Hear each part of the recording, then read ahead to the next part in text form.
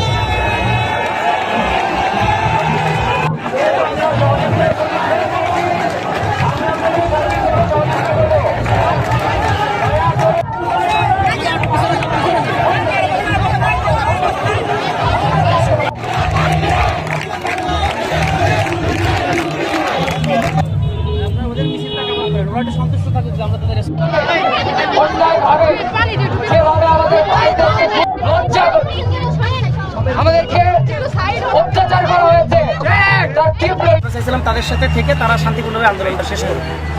দেখেন তারা কিন্তু আমাদের ব্যারিকেড ভেঙে দিয়ে চলে গেছে। এরপরে তো আপনারা বলবেন যে পুলিশ আগে শক্তি প্রয়োগ করেছে, আপনারা তো দেখছিলেন, আপনারা তো সামনে আছেন। আমাদের ভাইদের রক্ত আমরা বৃথা যেতে দেব না। আমাদের সংগ্রাম চলছে, চলবে। আমাদের দাবি আদায় না হওয়া পর্যন্ত আমরা মাঠ ছেড়ে যাব না। সাইদ ভাই, রাফি ভাই, মুগ্ধ ভাই, এদের রক্ত বৃথা যেতে দেব না। আমার বাবা নিজে এসে আমাকে এখানে রেখে গিয়েছে। আজকে দেশের জন্য যদি আমি বলে এসেছি যদি মরে যাই তাহলে খবর পাবা, আর যদি বেঁচে থাকি বাসায় যাব, কিন্তু অধিকার আদায় করেই ছাড়বো ইনশাআল্লাহ।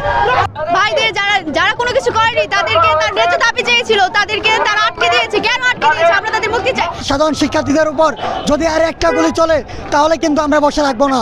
আমরা শান্তিপূর্ণ কর্মসূচি করতেছি, আপনারা আমাদের দাবি মেনে নেন। আর যদি দাবি না মেনে নেন তাহলে কিন্তু আমরা পরবর্তীতে অন্য কোনো পদক্ষেপ নিতে বাধ্য হব এবং চূড়ান্ত ডাক দিতে আমরা বাধ্য হব।